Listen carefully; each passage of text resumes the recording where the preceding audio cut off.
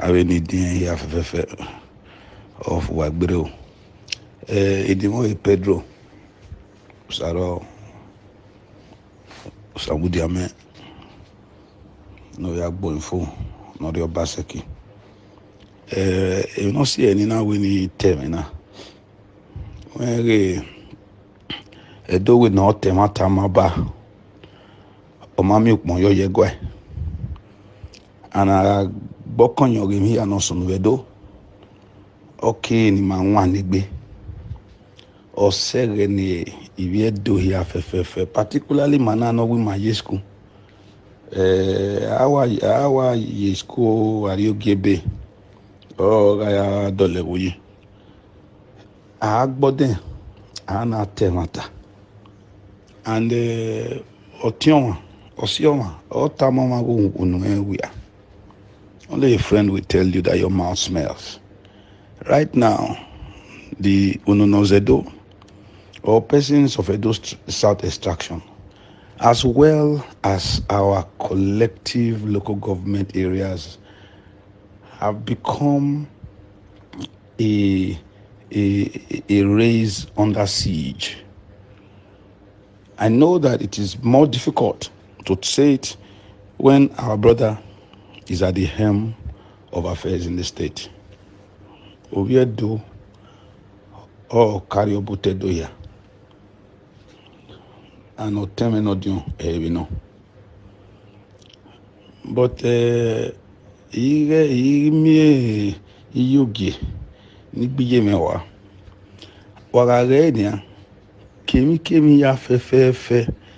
Na ya nwagbe Iviedo imari regima in clear suspicions. If you look at the education sector, finance sector, every major sector, health sector, security, infrastructure, and management, everybody of Edo South extraction who can either play a role, a positive contributive role, or contributive roles, are either being totally sidelined, totally ignored, or where they are even in those positions already, they are being removed. You see, it must be made clear on a very empirical level that we currently constitute close to 60% of the land mass of this state, and also proportionately we constitute more than 58% of its population and geopolitical demography. So we must have, I use the word must deliberately, as an instrument and policy of government, that we cannot be shortchanged, put aside, dealt with, reduced in any way or form. You see, we are just wallpapering some of these things, and it troubles me. I got this morning a very instructive message from one of our very highly placed professors at the University of Benin. And he asked the question. I don't want to post this post here, but the thing is giving me a bad goose pimples. That all the institutions of higher learning in Edo State, none are situated in Edo State, in Edo South. The ones that were situated in Edo South, apart from maybe Igoriahi, have now been moved as satellite campuses or totally closed down to others outside of Edo South. Permanent secretaries are being moved around, retrenched, retired, whatever, disengaged. And when 8 are removed from office, and 5 of them are of Edo South extraction, the remaining 3 are from Edo North or Edo Central. 13 permanent secretaries are appointed. Those of Edo South extraction create less than 33% of the same number.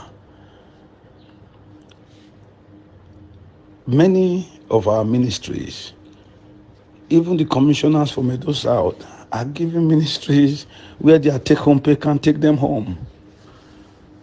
And yet, the national sharing formula that is accruable to Edo State, almost 80% of it is from Edo South. In terms of internally generated revenue, it is no rocket science. The most local governments that bring those internally generated revenues are Oedo, Ipobaoka, and Igo, all in Edo South. For the ones that bring the oil mineral resource that we have, that makes us share in the NDDC, are of Edo South, whether it's Ovia Northeast, Ipobaoka, or Orion. But are all these reflected in the developmental, both human capital and infrastructural developmental outlook of the state and its government? We cannot lie to ourselves anymore. The answer is no. Edo State Government House, as at last year, had 6 permanent secretaries. Only one was Benin. And as at last month, that only one that was Benin has also been disengaged. So these are things, if we cannot place ourselves and our people in positions to add value to our people, then there is little or no need felicitating here and sharing WhatsApp messages of who sleeps wrongly on the wrong side of his bed, or who is fighting civil wars, within bed covers and women and the lapse of our women. There must be a deliberate schematic to immediately engage government and engage those who dispense power. There are many former excellencies and present excellencies on this platform, so that we don't take this outside of here and begin to seem like we are decimating ourselves. There must be, I use the word must deliberately because I'm having sleepless nights. I said, this is not about writing. Let me say it as it is.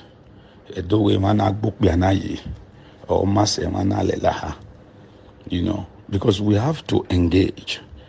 And it must also be clear, arithmetically, it is beholding on government to understand that the government of the day-to-day in Edo State is in government strictly because of the overwhelming support of persons of Edo Strat extraction to the return of my elder brother to Osadebia Avenue. That is a truism. In the last election, the PDP won the state with 84%, with 84,000 votes. That was what they defeated the APC with. Out of that 84,000 votes, they won Edo South. The PDP won Edo South with 81,000 votes. What does that mean? That in arithmetic terms, the collateral contribution of other parts of Edo State, Edo Central and Edo North, to the victory of the PDP and Godwin OBASEKI in 2020 elections is just 3,000. While Edo South provided 81,000. If you reverse it and you give the entire votes that Godwin had in Edo North and dash it to the APC, he will still win with close to 60,000 votes. And if you reverse all the votes he got in Edo Central, which was a difference of about 27,000 votes, and give it to Izeyamu and give Izeyamu's votes to Godwin, he will still win with more than 40,000 or 30-something thousand votes. In a nation where Tambuwa won his elections with less than 350 votes, 350, not even up to 500 votes. That is humongous by all ramifications. So for us to now treat those persons, those areas that overwhelmingly in an unprecedented effort, install this government, it will be a rape, a serial rape of our collective patrimony if we don't stand now for Onunozedo. That is the truth. It may not be nice, it may not be palatable, and I don't really care if this is shared. I hope the authorities will know that this cannot continue.